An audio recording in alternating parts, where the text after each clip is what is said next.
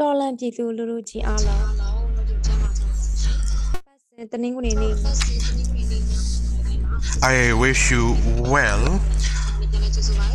I welcome you from this regular program, People's Goal. I am the moderator, Thizar Shunlei, for today's talk. The topic that we have is the future police forces expected by people's police. So we would like to understand the opinions and meaning of the people's police by the police officers. And we have law enforcement officers, police personnel joining the civil disobedience movement. In this revolution, there has been many polices who committed violence against the public and who failed to protect the public. At the same time, we have police officers who listened to the voices of the public. So for today's program, we have the conversation platform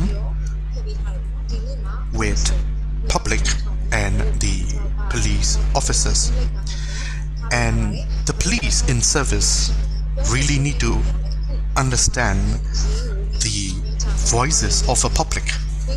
And it is very important that public join this conversation and as well as international audience to listen to our situation, and we have the simultaneous interpretation service.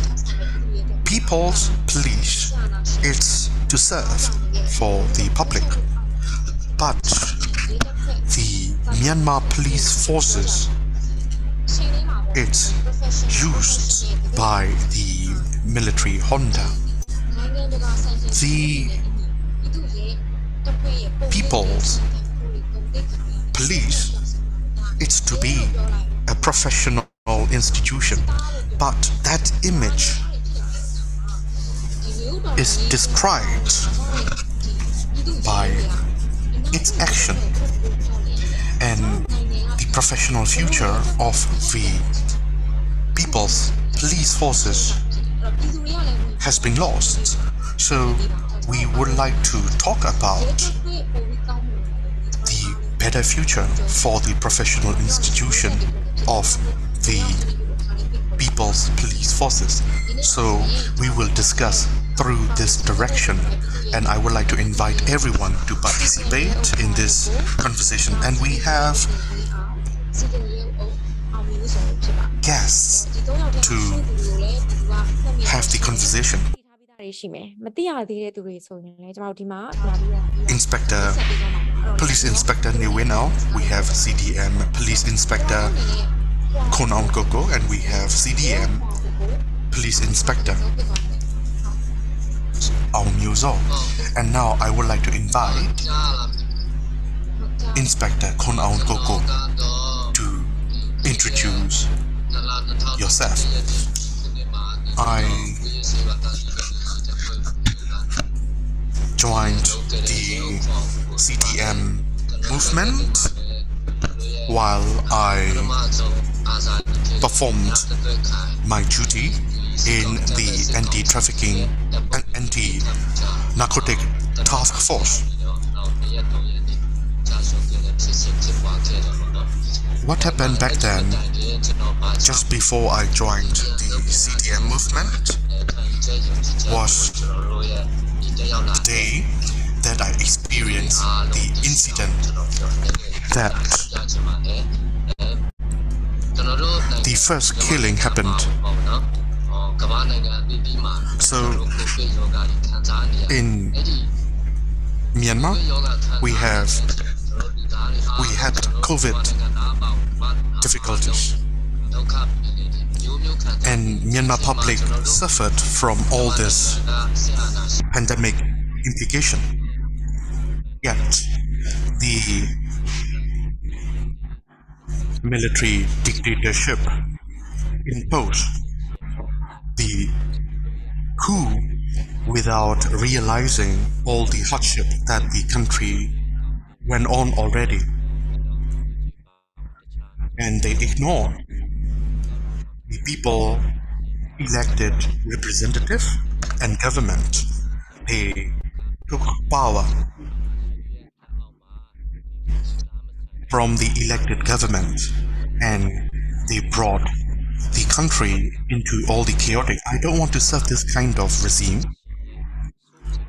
And at the same time, I realized that I experienced the first military dictatorship when I was young. So this is the second time that we had this military coup. I knew it very clearly that this country had to get rid of the military dictatorship. So that's why I joined in this movement. Another thing that I would like to talk about is we have to work together in order to remove the military dictatorship.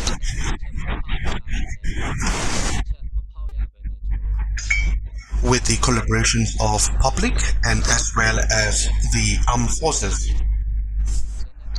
ဝင်တွေကပြည်သူနဲ့များများပူးပေါင်းပါဝင်မှသာလျှင်ဆရာနာရှင်အမြန်ဆုံးကြရှုံးမှဖြစ်တဲ့ခံယူချက်ယုံကြည်ချက်လည်းရှိတယ်ဒါကြောင့်ကျွန်တော် CDF ကိုပြည်သူနဲ့အတူပူးပေါင်းပါဝင်လာခြင်းဖြစ်ပါတယ်ဟုတ်ကဲ့ဆက်ရေခွန်ကိုကျေးဇူးတင်ပါတယ်အခုဆိုရင်ဒါပြန်ပြီးမှတ်မိနေကြတဲ့သူတွေလည်းပြည်သက်တွေအခုဒီမှာပြည်သူတွေတဲကလည်းနှုတ်ဆက်နေကြတယ်เนาะခွန်ကိုရေခွန်ကိုနှုတ်ဆက်နေကြပါတယ်ဆိုတော့အဲ့ဒါနဲ့တစ်ဆက်တည်းကျွန်မဆက်ပြီးတော့မေးပါဦးမယ်ဒီလက်ရှိအာဏာသိမ်းစစ်ကောင်စီလက်အောက်ကရဲတပ်ဖွဲ့ရဲ့အနေထားပေါ့နော်ဒါလက်ရှိ Now I would like to raise a second question. What is the current situations of the police forces under the military junta?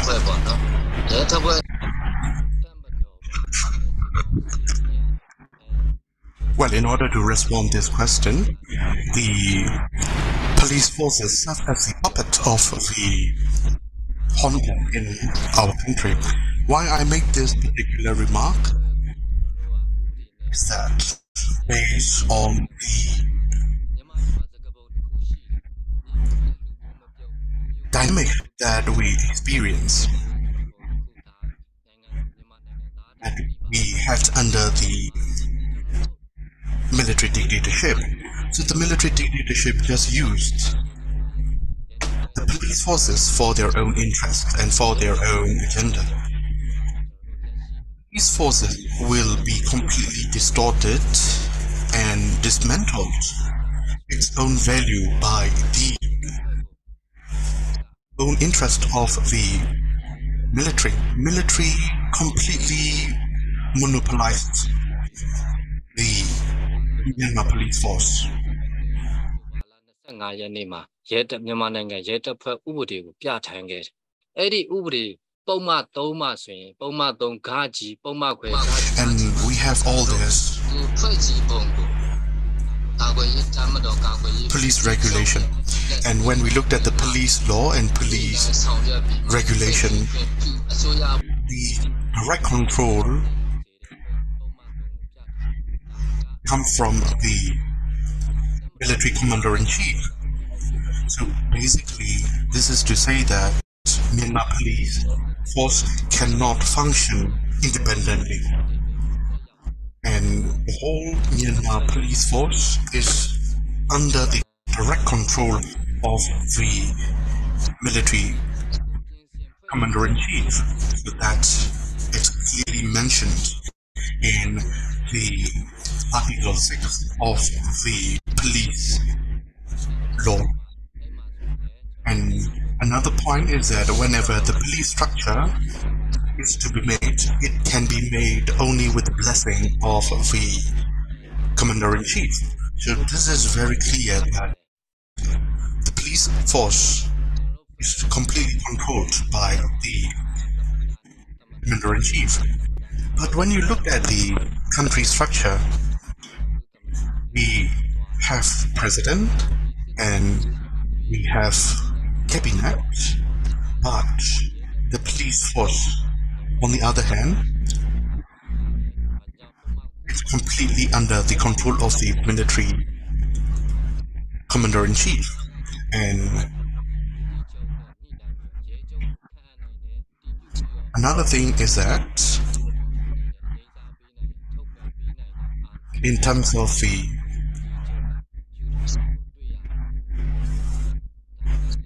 police commander-in-chief, the police commander-in-chief can be appointed only by the military commander-in-chief, not by the president. So the president of this country does not have power to appoint the police commander-in-chief. So I could go on with all this systematic, structural oppression. And we have this Ministry of Home Affairs. The Ministry of Home Affairs is the ministry under which the Myanmar police force is belonged to. So basically, in this ministry structure, what it says is the Minister of the Ministry of Home Affairs can directly appoint the Deputy Police Commander-in-Chief. So, all the power and value and structure of the police force in Myanmar is completely controlled by the Myanmar military, not by the president at all. So after all this military coup and the structure and organizations of the police forces in general currently is completely distorted.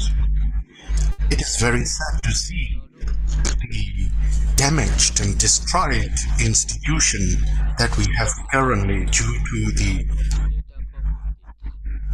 military coup. If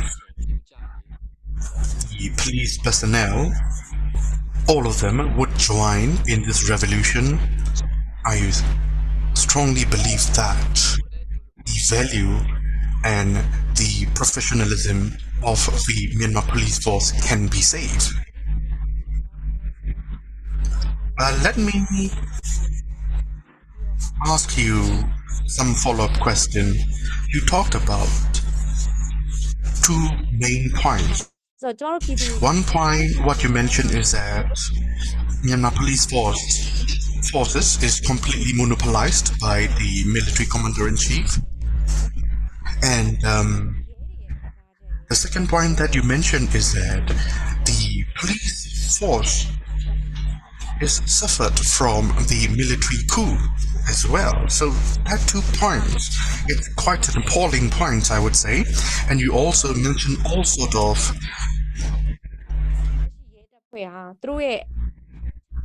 legal points that show very clearly that the military completely control over the Myanmar police forces. I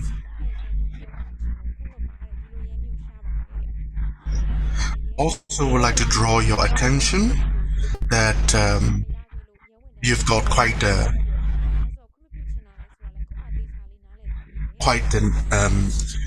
commanding chat in the chat box, which says that we respect you and you are quite a rare police officer. Indeed you are. Now, I just would like to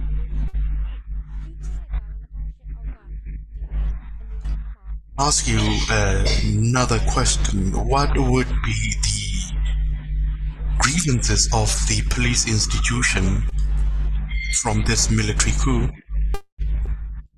And I also would like to ask you to envision the future of the Myanmar police force. While you are thinking this question, I would like to invite another guest speaker who is the Inspector Aung Zone. And again, please introduce yourself when you join this civil disobedience movement.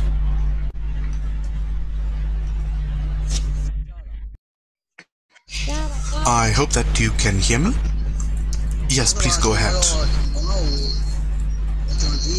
I joined the CDM movement by the early 2021.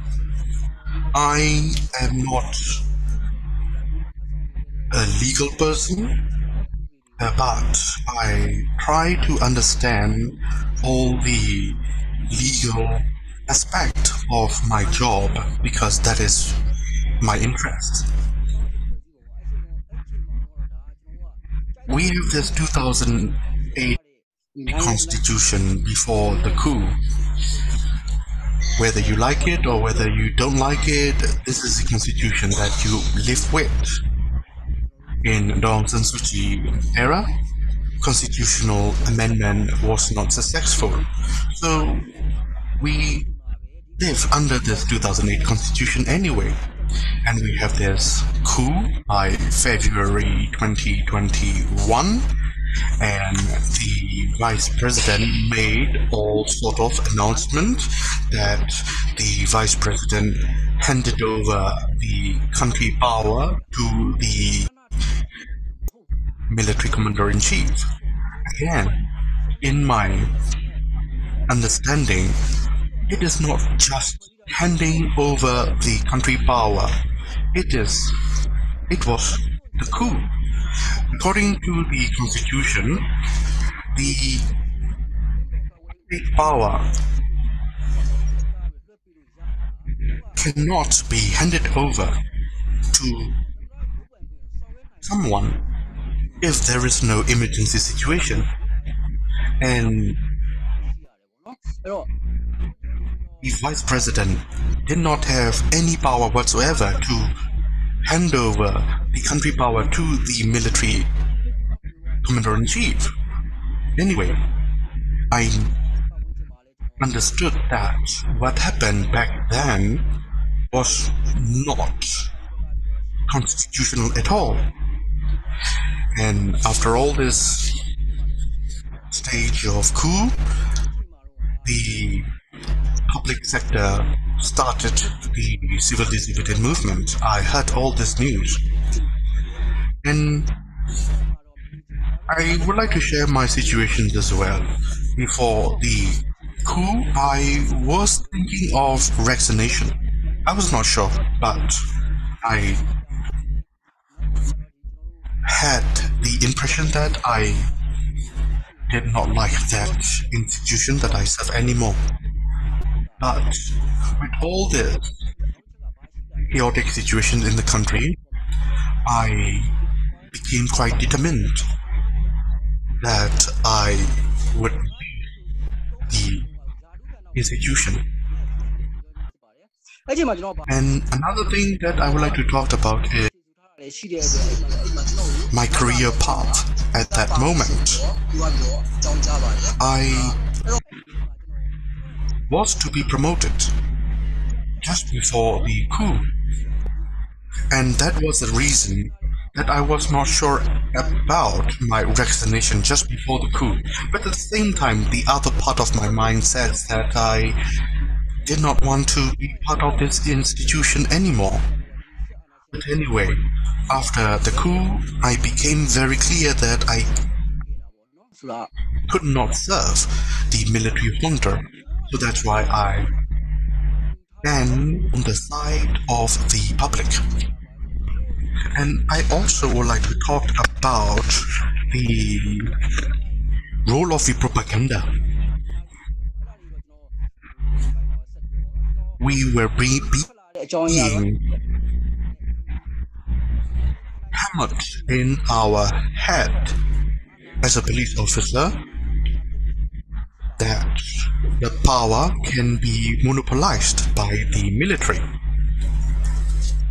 But after all this coup, I became very clear that the military use the police forces for their own interest, not for the public. So that's why I joined the CDM movement. Thank you. Again, you have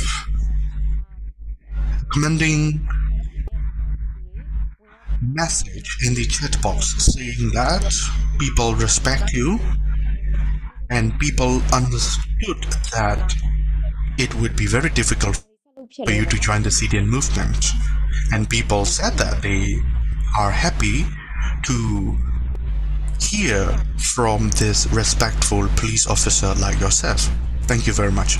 And now I would like to invite another CDM police inspector. I'm sorry, I just would like to ask you another question.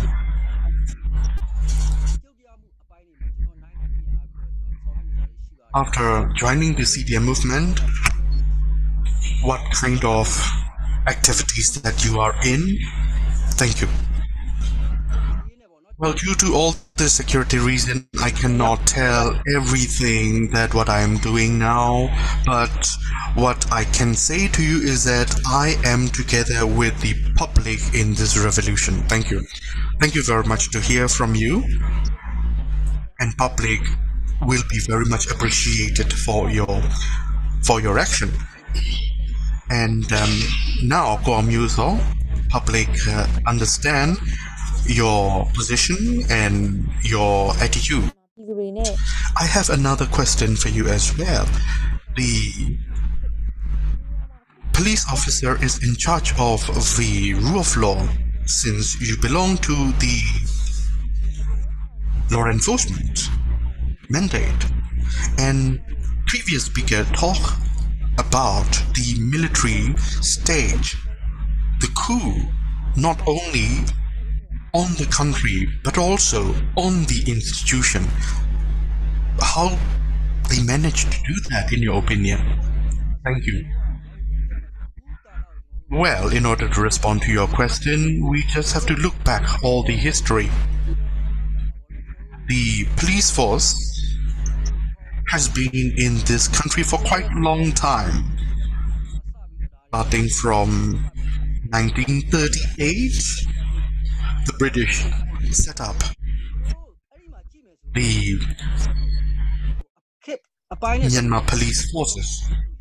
I would say that there are 4 eras of police forces. We have colonial period, we have independent period, we have socialist government period, and we have the previous military government era, and we have the democratic government era. So in the military government, previous military government time, the police commander-in-chief came from the military, and there was only one police commander-in-chief in the history who did not have the military background.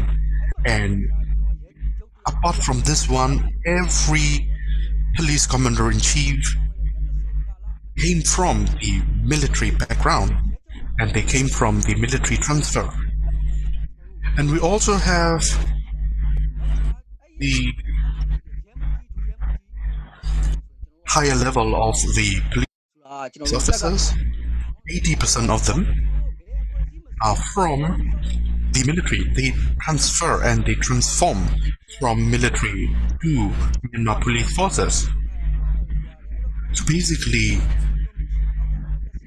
the leadership, a complete leadership of the Myanmar police forces are the military. So basically, our career pathway, if you do not belong to the military, then you do not have the promising career pathway to be part of the leadership. So there is this glass ceiling for us. So what happened is that in our Myanmar police forces, the nature of the law enforcement, the nature of the legalistic operations of the Myanmar police forces were not cared by the police leadership who came from the military background, and there is no merit-based promotion, and the leadership abused their power, and they remain themselves very much close to the military. The military and police are completely two different institutions in terms of its nature. Public is to be protected by the police, whereas the military protect the border area and the external threats. So police, it's very much to work hand in hand with the public. But then, the military background leadership of the police forces would not necessarily its main purpose and its main mandate of the police forces. They do not care the public need and the protections of a public.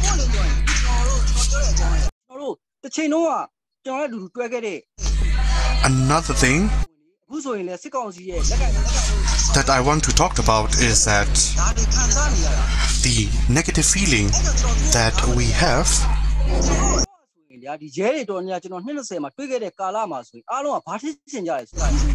in the failure of our leadership in protecting the public. 90% of the lower rank of the police feel our failure to protect the public, and we are sad about that. Now I would like to welcome every police officer in the country to join our hand to protect the public, because this is the opportunity that we have now to do the real police work. Thank you. And Aung, you mentioned that you are having the opportunity to reshape the institution, to protect the public, and to shape the institution to be professional. So it's very interesting as well. Now let me go through some of the comments that we have in the chat box. Someone says that we want to see the police who protect the public. We want this kind of policeman. And another one said that we don't want to see the police force as the puppet of the men online. We want to see the police force that is under the federal government in the future. That is very interesting comment.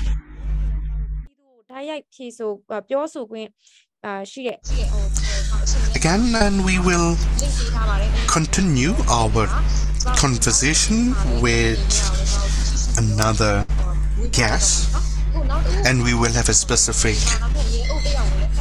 Q&A session with the guest speakers. And we have another guest speaker, who is the CDM Inspector Newin Aung. Please introduce yourself. I am Inspector Newin Aung. I hope that you can hear my voice.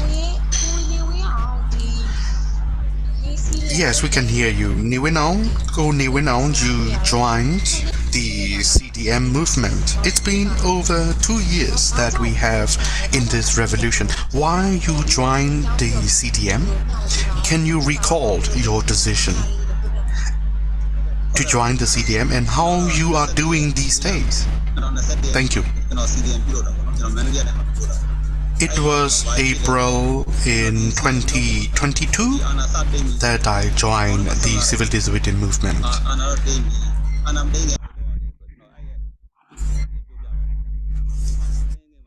I also would like to talk about what happened after the coup.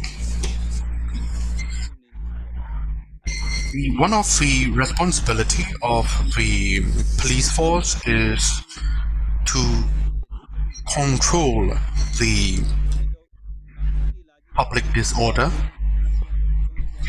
and to maintain the stability of the situation. So, straight after the coup, we were posted in the public area. In my eye, nothing happened. There was no chaos. I was in the airport. I was posted in the airport. And I was moved from airport to another place. A military man came to me that I was transferred to another place. And I was asked to hand it over all the equipment which was donated by the EU. I refused. Why? To hand it over my materials to the military officers. I was not happy about that, but I was forced to return my materials to the soldiers. And after that, there was this military truck asking us to change the military uniform. I did not want to wear the military uniform. I was police. I was sent to the front line in order to crack down the peaceful demonstration in Mandalay.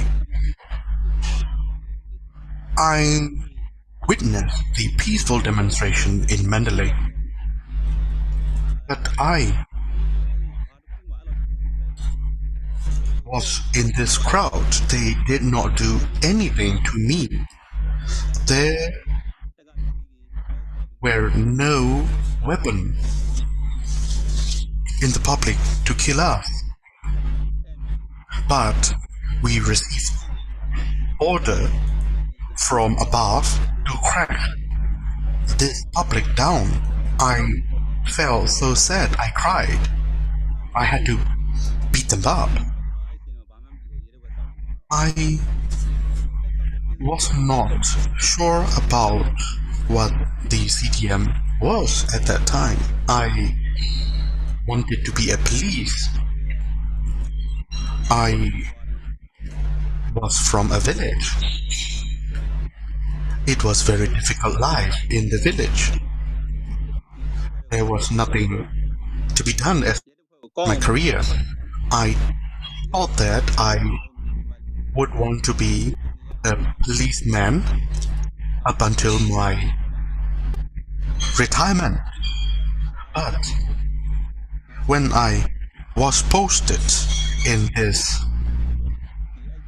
special operation to crack down the peaceful demonstrator in the clothes of soldiers, I decided that I had to stop to be part of this institution. That's why I joined the CDM movement. Thank you. It was quite a touching experience that we heard from you. I still remember that young demonstrator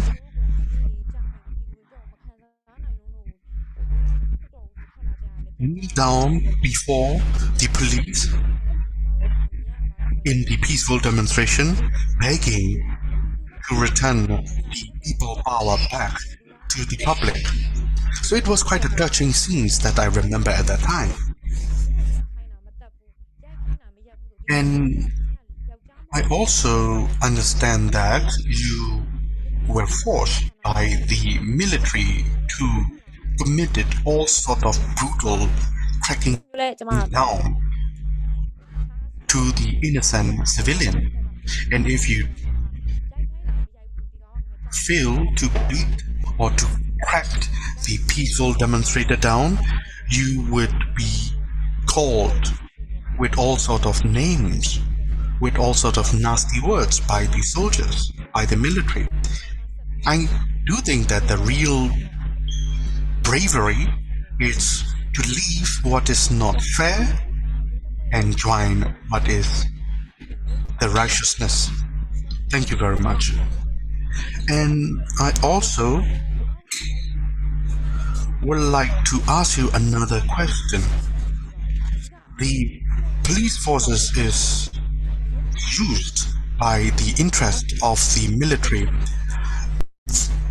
This is to say that the value of the police institution is completely destroyed by the military institution. What would be the impact of it? Because institution has to stand with their own values. Can you please comment on this? We are the puppets of the military. I would like to share one experience in Mandalay. In Mandalay, the military regional commander was on the street to crack down the peaceful demonstrator, and we were asked to escort him, and that regional commander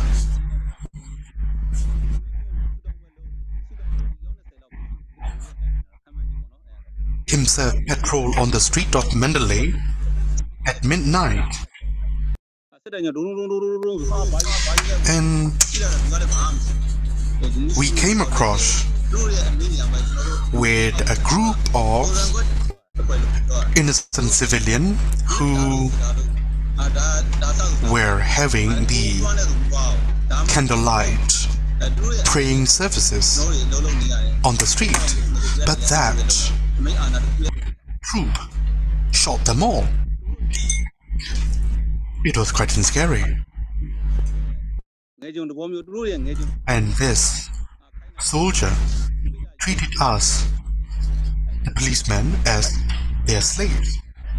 We cannot talk back the soldier. So after the coup, we were asked to be together with the soldier to crack the public down. And I told the soldier not to commit the brutal act. It was inhumane. There was law, and what they were doing was not legal. I warned them, and the soldier talked back to me that it was none of my business. That soldier said to me that I have a gun. With gun, I can do whatever I want. No, stop us. So these soldiers shoot everyone, including the stray dogs on the street. So all of this made me very much determined that I stop being with this institution, and I left the police forces. Thank you.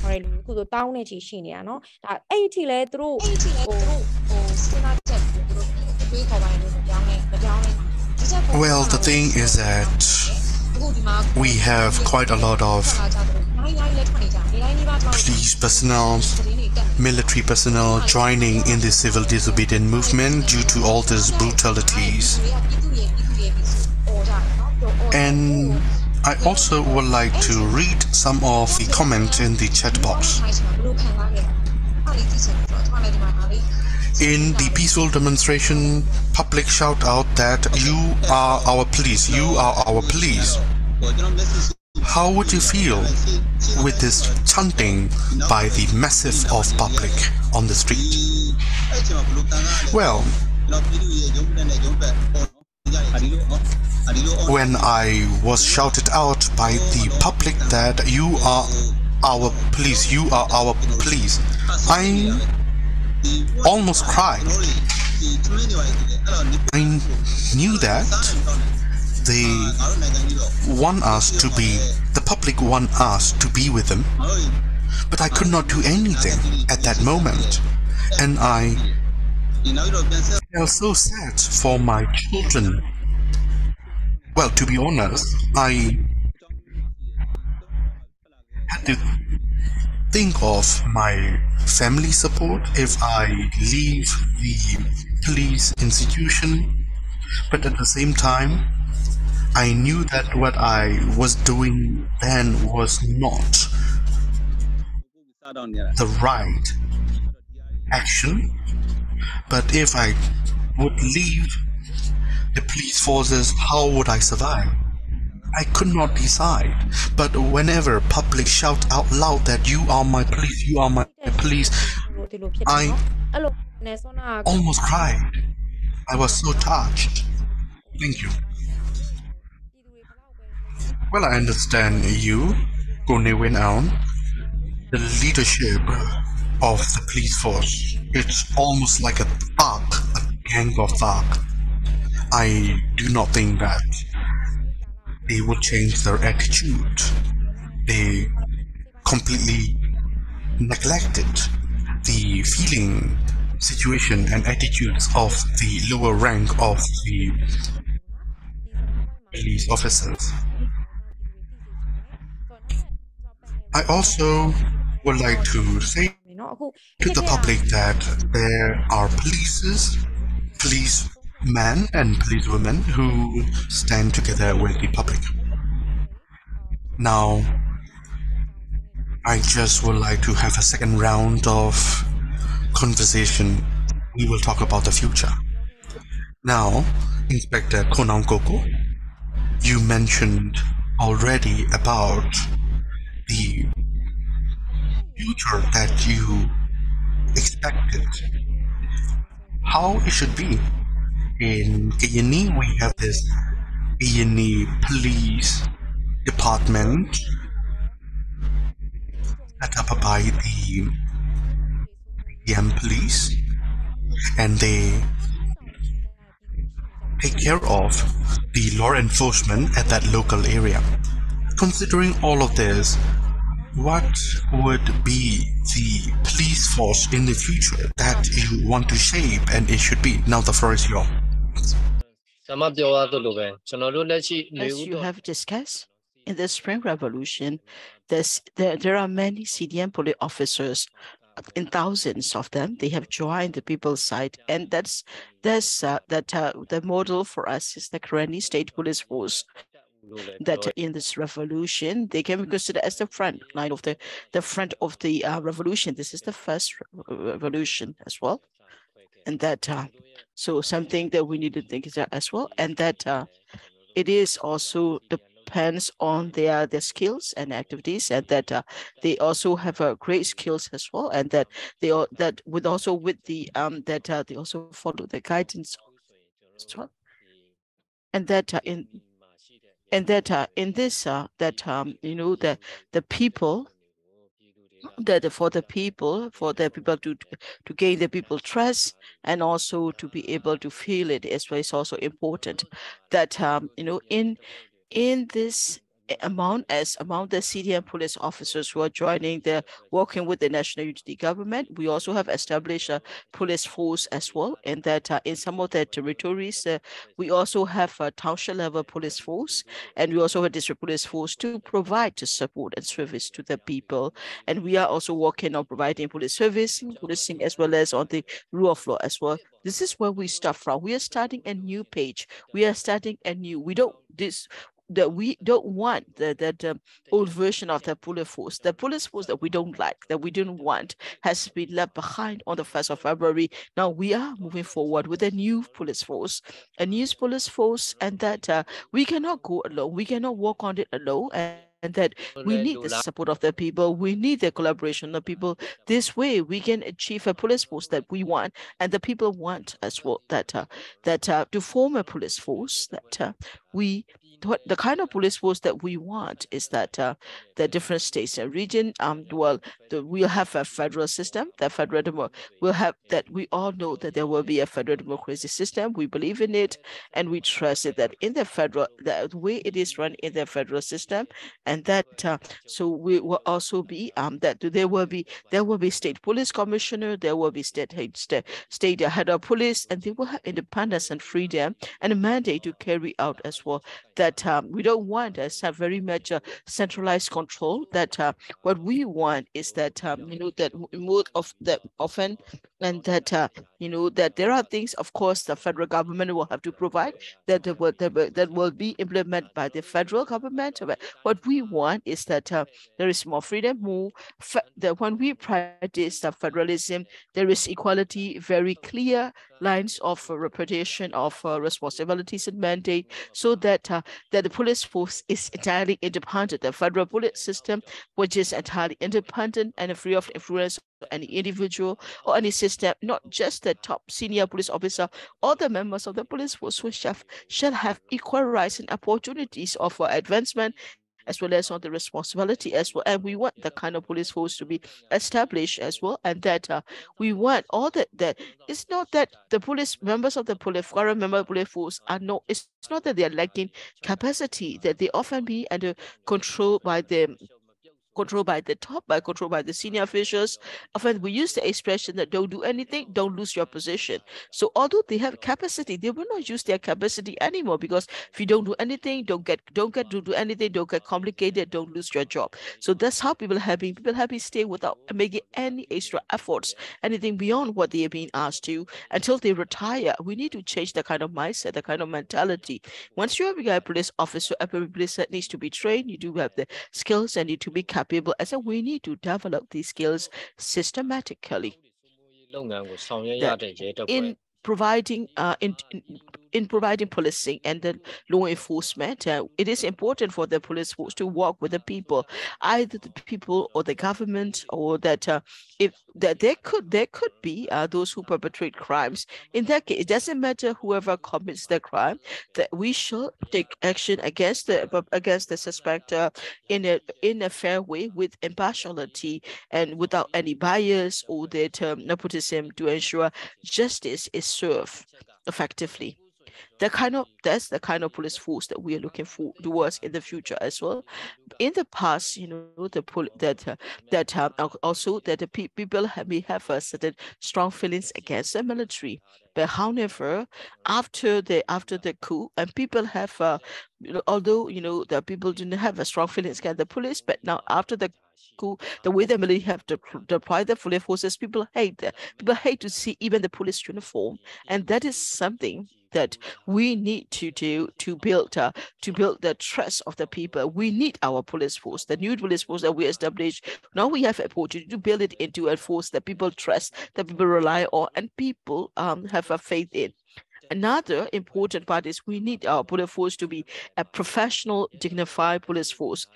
In your question, Siama, you also mentioned that you know that right now the police has lost dignity to the rank and file. And when we build the new police force, we will use the support of the people, the strength of the people, so that we can stand proud and that with dignity as a professional police force among the people. That's one. And another point I would like to mention is not just in Myanmar, but in other countries there is corruption and bribery, and it's everywhere.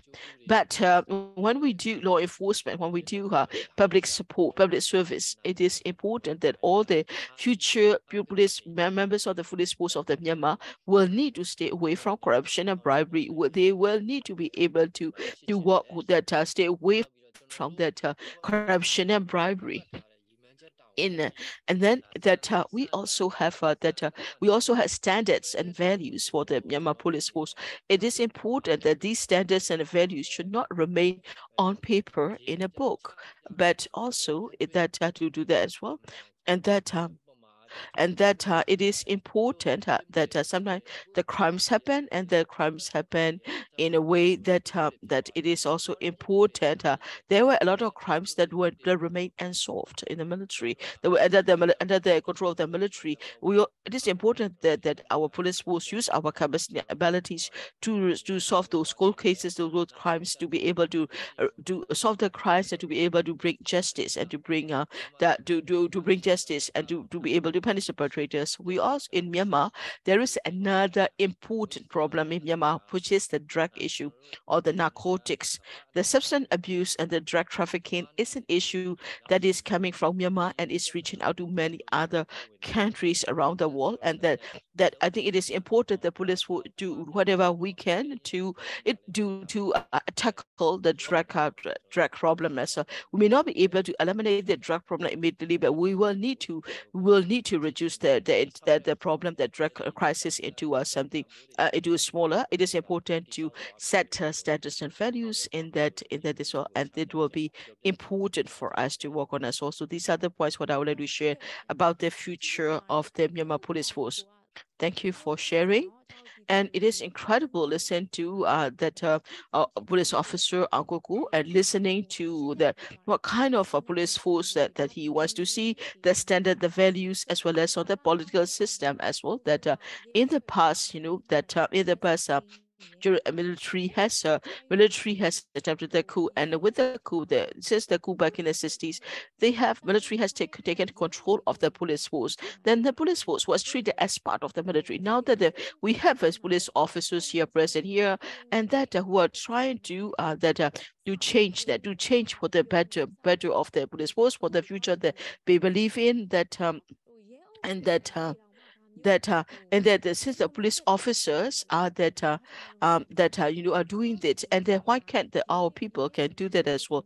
Because police, along with the police force, the people of Myanmar all have been oppressed, and the people of Myanmar all has suffered more than that as well. I think it is important we have that feeling, so that as we have here inspectors who are sharing that, and listen to the police officer. We also like to welcome the people to also to try to do as well. Now they are trying to build the future of that. We have the police inspectors who are also explaining to us that it is in our hands as well, and that so I think it is also important to what we do. We also would like to know.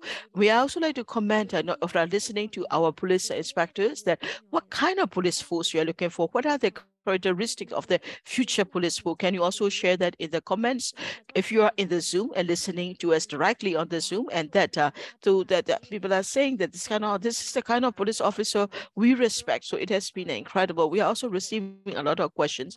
We will be taking questions from the Zoom participants. We'll first listen to the voice of our people, our audience who are joining us, and we'll also give another round to our speakers to be able to answer question as well. So that so I would also like to ask the people what kind of a police force you want to see in the future. This is a question we're giving to our speaker, but we are also giving this question to our attendees so that you can also share your opinion. And if you're listening, also please share them in the comment of the live stream as well. We also have two people who have raised their hand in the Zoom. So we are giving you opportunity to discuss directly in the discussion. Kofer. Kofe, your mic has been enabled. So please introduce yourself and please also talk about to ask your question. Hope you can hear me. Yes, we can hear you. Firstly, I would like to say that the speakers that we have the IPs that I would like to say, I would like to express my express to these three IPs who are present here, and also like to express our appreciation for the other CDM police officers for the efforts they have been making. So we would like to facilitate that, and also to say thank you, and also my respects also to the Thizar Shunlei, our MC as well. And that I would also like to share about the kind of a future police post that we want to see. Doesn't matter wherever you are, or in any country, there is no country without a police force. The major responsibility of the police force, to my knowledge, is to uphold the law, to ensure that people that to obey the law, and also to provide service to the people as well. So what I would like to say is that whenever we see a police officer, people should feel like, oh, the police is coming. So I will be able to ask for assistance. I will be able to help. That kind of feeling should come, that what is happening right now is that of course, I'm not referring to the senior police officer. Right now, whenever we see police in Myanmar, people are thinking like, what is he going to do to us? How is he going to attack us? How is he going to bully us? How is he going to, that hurt us? Because that's the only image we have, people of the police in Myanmar.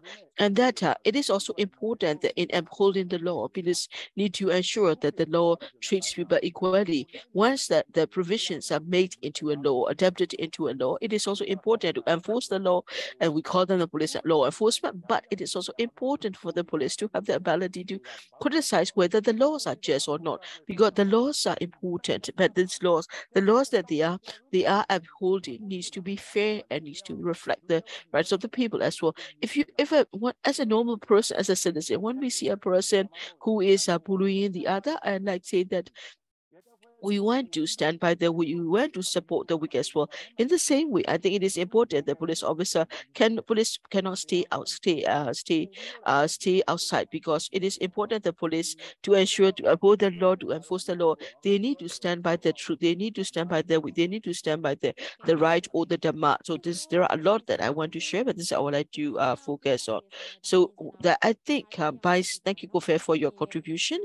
By sharing about what you don't want to see or how you don't want to see the police force to be, is it in a way giving us opportunity to see what the police force should look like as well? We also have received other questions that there are people who might have to engage with the current police station and the police police force at if you are in the inside the country, because of the struggle, because of the difficulty, and then when you are like brothers and sisters or family members have been arrested, you have to engage with the police. So I would also like to invite our participants and that for our attendees, as well as on our people, to give comments if you have to deal with the police in this current contest somehow because of the arrest, of course, any reason. How is the engagement with the police is like? If you can share, please write them down in your comments, or you can also raise your hand and share verbally as well. And that so I would like to. So then we also have another question to answer.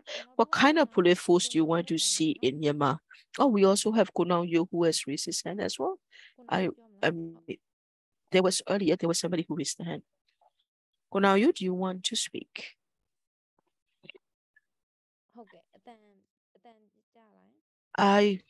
Can you hear me? Khun, can you hear me? Okay.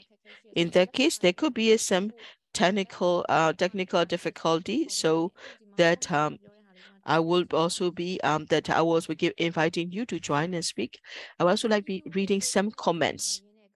It is we want the police force to be genuine in its willingness to protect the people. We don't want the police force with the horrible mindset. So we hope that there will be a genuine police force coming soon. So people do not want the police force that protects the Myanmar and the military. I think it is important people will also accompany and support the political and military progress as well. it is also important to share with us how can the people support and accompany you through this people's school talk as well. I will also be inviting our members of the police force to also respond to this question. So how can the people support? How can the people accompany you in this journey for the establishment of a future police force that we want to establish? This is the first question, and I would like to give the question to IP Amuso.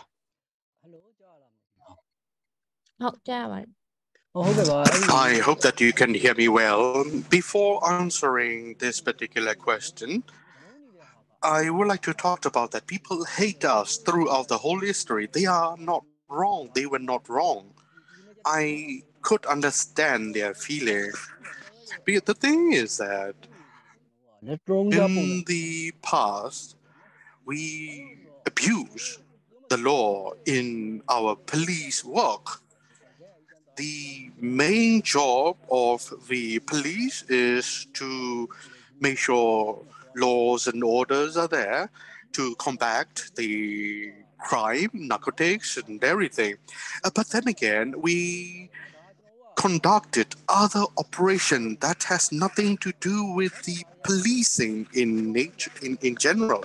So the thing is that we had a very low salary and we had to live on the bribe and corruption for our own income in the past.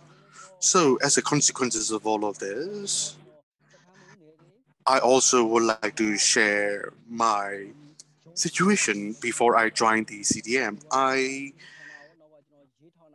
performed all sort of positions in several offices and several posts.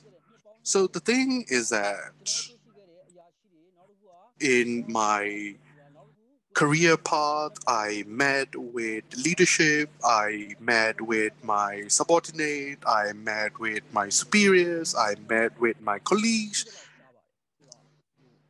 They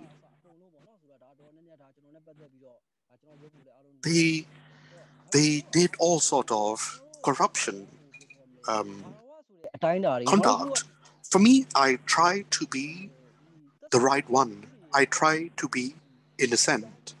I stay away from all the bribery and corruption. But in our culture, in our relationship among our police community, there are many superior who abuse the families of the lower rank. When I was in the superior position myself, I tried to look after my subordinates. Because the thing is that if I did not look after my subordinate, I'm sure that this lower rank would go out in the public and did all the nasty thing in order to gain some sort of income. But the thing is that there were all sort of gambling places. They would go there and then they would bribe them in order to gain their incomes as well.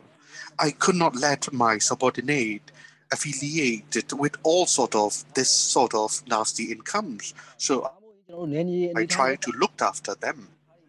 Well, again, it's depend on where you were in your posting. The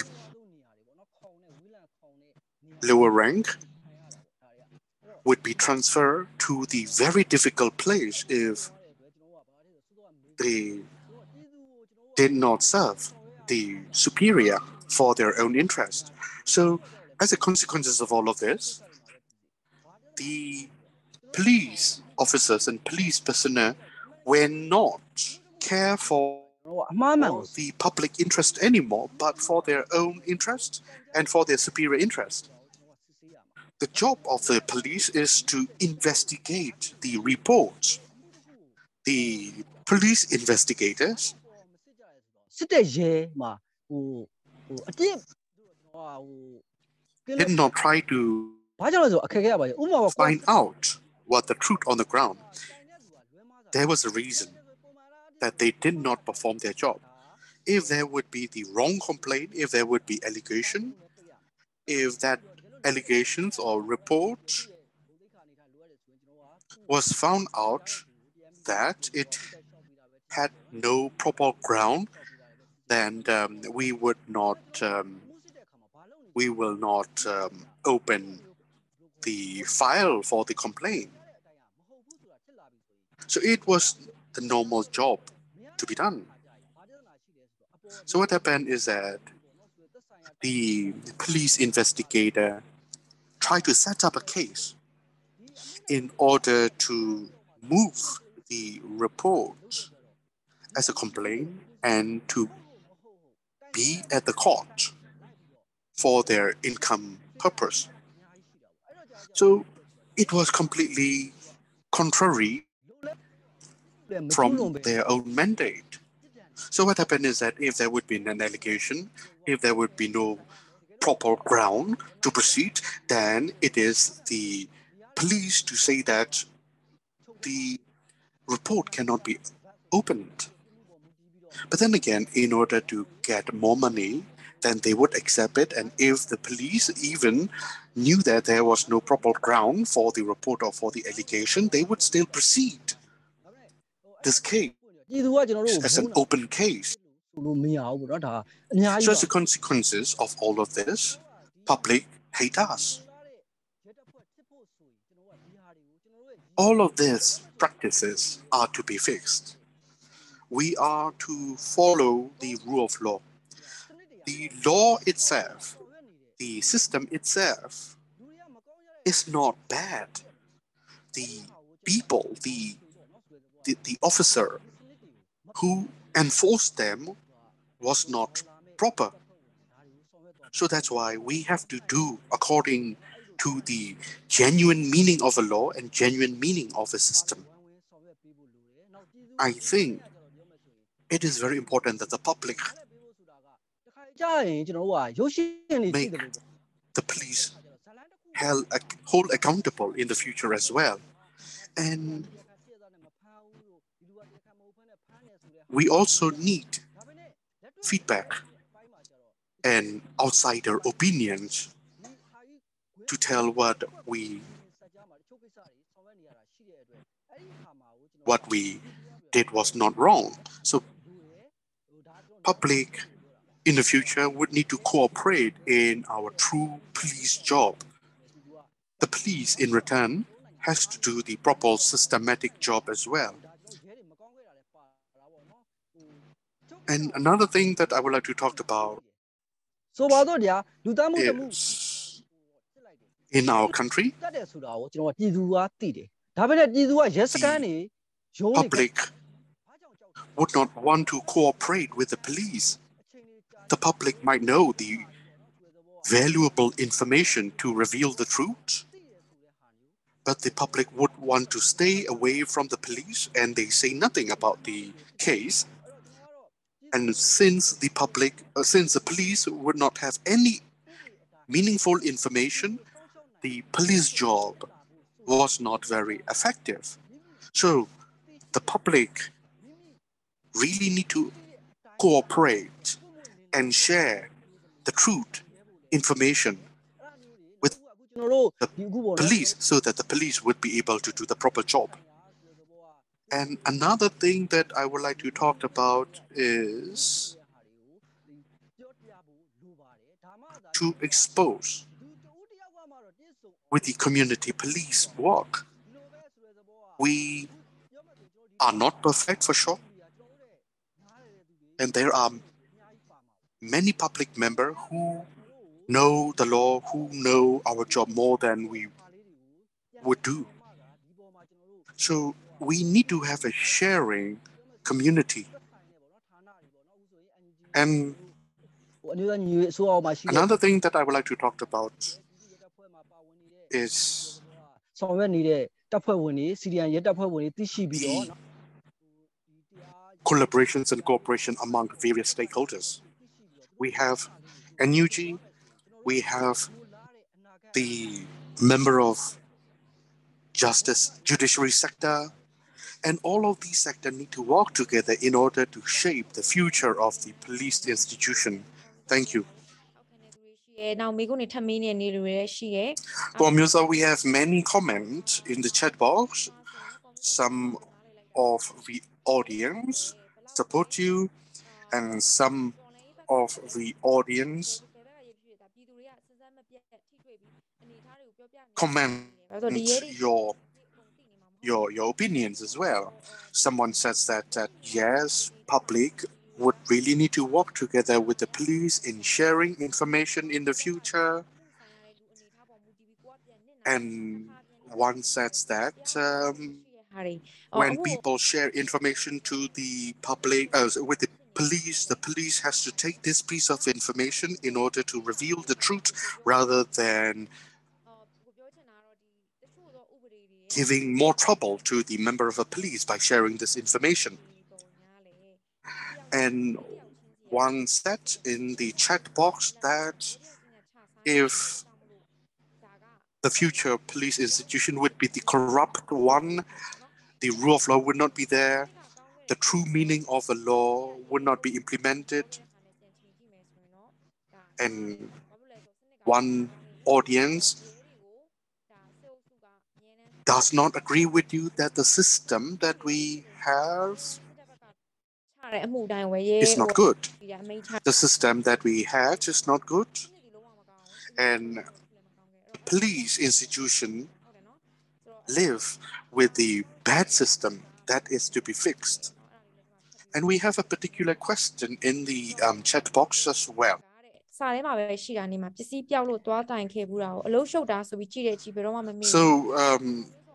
I had the very bad experience with police. I tried to report a case, but I was accused as the suspect. And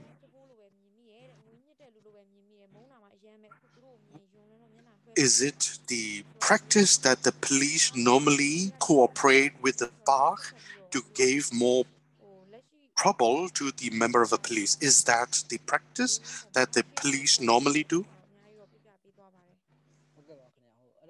In order to respond all of this, I show my face in this conversation. I had 20 years career in the police force. I thank all of the remarks and questions. Some of your comments are true, but in my 20 year of police career, I had clean records. I did not had that kind of bad practice in my career.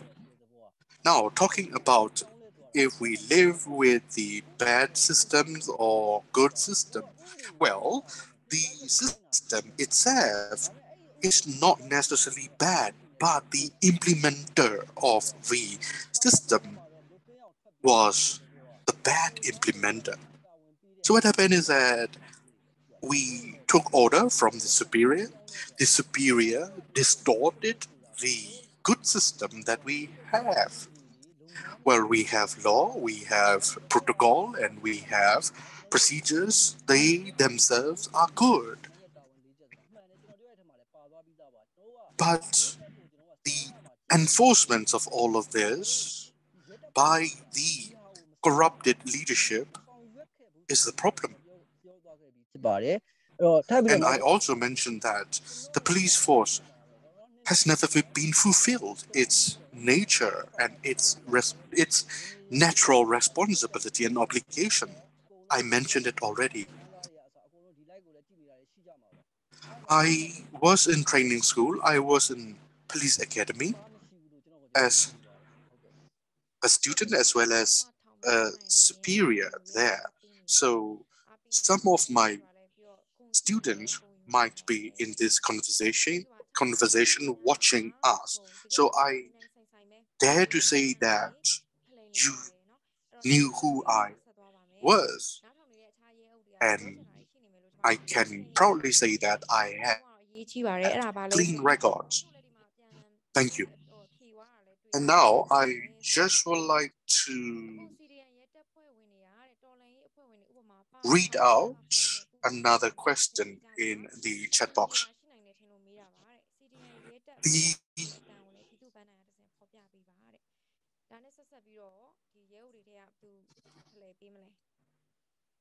The current CDMRs, the police CDMRs are now working together with the People Defense Forces. What is the dynamic on the ground? So this is a particular question. Well, I would like to respond this question. And we have the People Defense Forces, we have the local defense forces, and we have this local public administration groups. So we have all sort of groups and structure on the ground in this revolution. Our situation is very unique in the world. We have all the principles, we have all the values. Sometimes principles and values may face difficulties in actual implementation on the ground. What do I mean by that is that in combating the military dictatorships and military junta, the textbook procedure to eliminate the military dictatorship might not be very much relevant in our situations as well. So I am trying to say that I completely understand the need to have the township level administration group, local public defense group, because they appear and they set up based on the reality needs. What I would like to say is that the public hate the corrupted soldier and military dictatorship. They hate the soldier more than they hate the police. And they do see a need for them to set up a self-dependent defense forces on the ground. So they really need to listen to the needs of the public. In this PDF, in local PDF, collaboration among them and the CDM police officer to cooperate with them might not be difficult. And the thing is that we share the same common understanding, the same need, and the same vision for the future. What I would like to request to the PDF, LPDF, is this message. We have the common future, that is to get rid of the military dictatorship. We need to have a proper coordination, collaboration, and leave the personal differences aside, because we want to have the collective future. Thank you. So thank you for that. We are saying that you want to have more dialogue and more conversation, and thank you for this. Dialogue is this talk is be interesting, and of course we try to get allowed as many people as possible, and it has been a very interesting talk, and we hope that we can continue such conversations also on the outside in the future. I said now I'd like to invite Khun. Good evening. Good evening. Hope you can hear us. Yes, we can hear you. Anything do you want to ask Khun, or anything you want to discuss or ask? I would like to say thank you to the police officers for joining the CDM movement, and that for supporting the people and carrying out important duties. So I also like to ask for this. So we also like to say that. So I think we should also that I think it is so important that police will also be able to make arrest of the military in the future. The day the revolution is over, that it is important to arrest like Myanmar as well as and then the spokesperson that yes, we are also doing our best to be able to make arrest according to the law, because it is not just the we are not dictators. Dictators are the person who are using the law law to restrict the people, restrict their freedom as well. I think it is important that not just Myanmar, it will be important to arrest all the perpetrators during this revolution, for the revolution of the resistance against the military dictatorship, for anyone who has committed the crimes against the people, against the civilian. There should be legal action, and we are committed to uphold the law and to take legal action against any perpetrators, including Myanmar, for the crimes that they have committed. Let me go to next question, which is that so the future that we also want to see the future federal future police organization to meet the international standards of the police forces, and to ensure the skills and capacity, and to ensure that there's a social support, and that and also the equal opportunities for the members from the officers to the rank and file. So here is another point from your way, is that how can the CDM police officer and those who are still under the military dictatorship, how can these police officers can work together? So I will answer this question. So we are now participating in this struggle for eradication of the military dictatorship. We have a different opinion. It is not just the civil servants who have joined the CDM movement. People also have joined the CDM movement because people do not want the military, and people do not want that they don't want to stay under the military control, and that's why people have joined the CDM movement. It's not the civil servant, and some of them also have to run away because of the retaliation or the danger of their CDM movement as well. If we were to look into it, that we had we also have that we also have there was a big demonstration on the 2nd of February of 2022. There millions of people have went down in the street, and that some of the people consider themselves as non-CDMs. They remain under the military control of the military, and that they are not on the journey, that they are not on the journey that we are on, that some people consider them as enemies.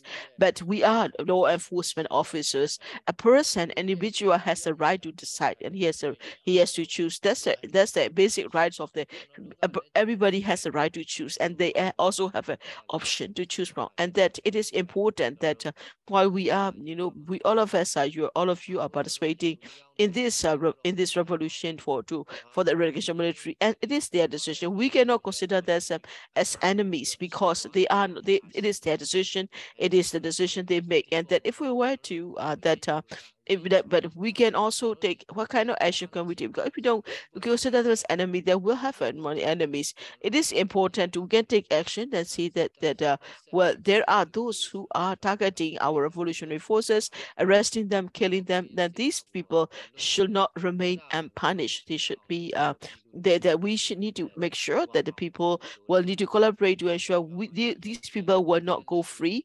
It is important to share the information of what's happening in your area and share with them. And we need to start now to start collecting information who are committing such crime, who are killing people, who are targeting the revolutionary forces, so that by collecting such information in the future, when the revolution is over, we will be able to take action, and action again, legal action against those who have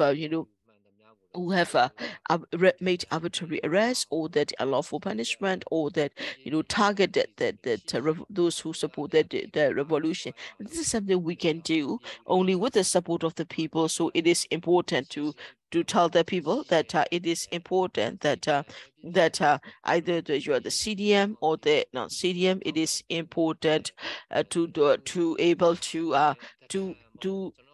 ensure that we call it I don't want to use the word the land or the informant, because informant in a way that is not it's not a good word to use. But however, it is also important there are military informant as well.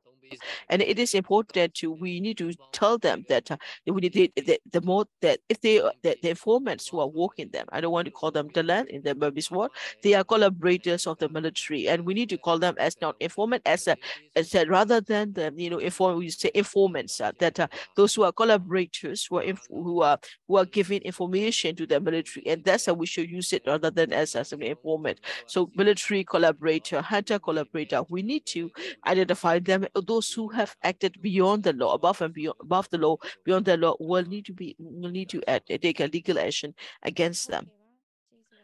Thank you. Right now we are at a certain time, and that so that I would like to end our today's talk show here. And we have the participation from the people, also a lot of comments, and that I also was able to read some of the comments. I also was able to give a question as well. I also have raised questions to our speakers as the closing as a closing part of our talk show. I would like to give each of our speaker a minute to share with the people. I would like to say that today we talk about the current situation. We also talk about the future. What kind of police force do you want to see in the future? And that's something we also share as well. And people also have shared their opinions too. That looking at the current situation under the control of the military junta, there are many police officers who are serving them because they don't have a choice. And there are also those who still believe in this military system and that they are still working in the system as well. So what is the message do you want to give to the other police officer who still believe in the old system? What is the message you want to give? I would like to ask a question to IP anyone who hasn't been able to answer as well. So my message to the brother, my message to the comrades was to say that keep fighting, because the revolution will soon be over, and I would like to keep fighting. But what I'm saying about is that your former comrades, the former colleagues who have worked with you before, but who still are now and are working under the military, those who work with us, to our colleagues who would like to say that I would like to our former colleagues want to say that that military has been committing crimes, that they are going beyond the law, and that they are following blindly the orders of the military who is targeting the people, and that I just want to say, are you happy to stay there? Are you happy to work with them as well? I also like to read the comments from the one of the participants as well, and that so among those so my message to those who say that we love the police force, that's why we continue serving that. It is important to distinguish that the police force as well, but it is important to divide, to share, to see differently the police force and the individuals. If you really love the police force, then it is important to go against the military who are destroying the reputation and image of the force, and destroying the new image of the police force need to be resisted. So what the message you want to give? Yes, that as for that, so it's not just that the police who have served enter the military. There are also those who have served under the military as well, like the non-CDM who are still serving under the police force. And this is a message to our former colleagues that who are still serving under the military. I would like to say that I don't think they are able to make it right, that they were able to do critical thinking. And there are those who just realize that what is the truth or not, but they are using the situation blindly to profit as well. Because the police know that police also always face difficulties because of the military, but they know what is right or wrong, but they have position. They don't want to lose their position, they don't want to lose their post, and they don't want to lose their opportunities. This means that they seem to right now is they have opportunity. They can do whatever they want. They can ask money from the people, they can take bribe, they can take corruption. They just have to look at what is the truth, and they can just make a lot of money as well. And sometimes they think that, oh, we are irreplaceable. If we are no longer in this position, nobody can replace it. If we quit, or if we if we join the CDM, and then there will be no one to replace us. We cannot be replaced, and therefore the CDM will not turn up. So those people, that if we leave, then the military will come in. So military people will come in, and I think that they lie to themselves. They think highly of themselves. That if we leave, there will be military who will come in a position. It will be worse for the people, and that's something that we want to share as well, and And we need to think about that. And they say that, well, are we having that, what are we doing now? Is it true that you are irresponsible? And that, what about, what are you doing any good to the people? People can die at any time. That it is that if you die or if you get killed, if you get sick, you won't be able to serve. If you die, there's something happen to you, well, this, your area be able to, continue to survive. And that, as you are, if you think that you are irresponsible for this station or for this area, for this territory, are you doing any good to the people? Are you able to do freely? Are you able to do something? Or are you just following the orders of the military blindly? And you need to be able to distinguish what is happening. Thank you. And you have raised a very important point as well. And that I hope that we also like to request that people, if you are engaging with the military, please share the link with the police force as well. And it is also important to share to them, the family members of the police force, because these are important points they need to think, and we should be pushing them to think and take important points into consideration. I also like to invite Khun to share as well. I would like my message to the former colleagues and that the non-CDM police force, as well as all the non-CDM and the other non-CDM people of civil service. I would like to give the message. My message mainly goes to the weapon bearers, those who are the law enforcement officers or the security officer. If you join the side of the people, if you are joining that, if you join the CDM movement, then you'll be able to save people. None of the people, the civilian people, will be killed. In Giant Seiji Township, there was a incident where the police officers were killed. Our lives are valuable. Why are we sacrificing our lives for the military dictators? That many have lost their life. Our side also have make the other sacrifice, and that the military side, from the military hunter side, these forces are also losing their lives as well. That in such context, that it is important that our former colleagues need to to choose a side, and they need to choose the side of the right of the demand, or the right to pass, but the right to the right, but because if the security forces to join the people's side, and then if they can join the CDM movement, that you don't need to waste, you don't need to fire again, that you don't need a bullet. I think it is important. We have the PDF, we have the local PDF, we have the ethnic revolution organization. All these organizations, that they will welcome those who are joining the people's side. They are expecting you to join us, and they are waiting for you to join us. I think it is important to join us. And it is also, when you listen to those who have joined this, they will listen to their video interviews, to that there are many such video files you can listen to. And when they arrive, how do they feel? How do they live? How do they? In some of the areas there are some difficulties, and I would say that as well. It is not just a difficulty of this the CDM. Everybody in Myanmar is difficulty as well, is survival as well, and that sometimes there are areas where you don't have food, and that could also be problematic as well, and that it is important that so there could also be challenges like that food for the lodgings, but these are temporary. These are something we can overcome. That it is important that we want to welcome that all the CDM, especially they're from the security forces, to join the CDM movement. That we will welcome you gladly to join us. Those who join us, and that if you look at them, they will be able to. The fact that we are able to work together, so we're able to that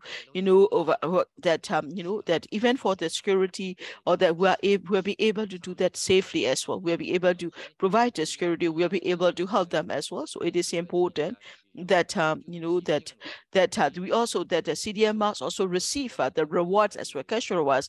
If you bring your weapons, like either if you are from the security forces, either you are from the military, or if you are police force, you get rewards, the large amounts of cash rewards, which is something you will never touch, even if you take pension from the military or the police force. And it's all available on the social media. It's also available on the internet. So watch them, listen to them, and hear them talking, and and make the right decision to leave the military, to leave the country, and join the people's side. Thank you very much for sharing. So so thank you very much indeed for sharing that what you have shared has been incredible, and that people are welcoming them, and that it is also important as well, and that I would like to say that it is important to stand by the righteousness. It's never too late to do the right thing. It's never too late to choose the truth above all else. If you are either from the military or if you are with the police, once you make the decision, once you have reached this aha moment of realizing what we should do, then it is important to start saying no to the orders, to not follow the orders of the military hunter. And I would like to, this is that the message. We can also, I think all of you can feel like I do, the determination, the commitment of the Syrian police officer who have been shared with us as well.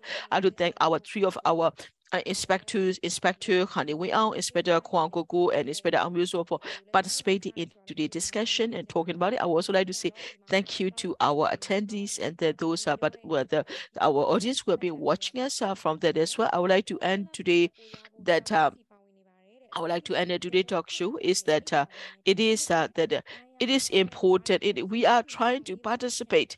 We are participating to get our freedom as well. Every individual, since the morning till night, we're clicking to donate for Click for More, and that we have never given any taxes as well, so that it is the people are staying strong. So the kind of encouragement is really, it is like vitamins to us, and it's encouraging us. So it is important that we have to determine ourselves as well. That thank you and for joining us. I would like to wish you all a great rest for the Sunday evening. Remain strong, and we will stand together for the fight. We'll see you again on next week Sunday at 7 p.m. Myanmar time. Thank you very much.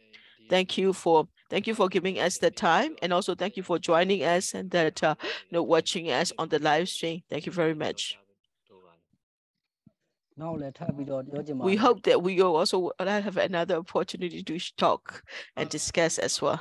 Thank you. Thank you.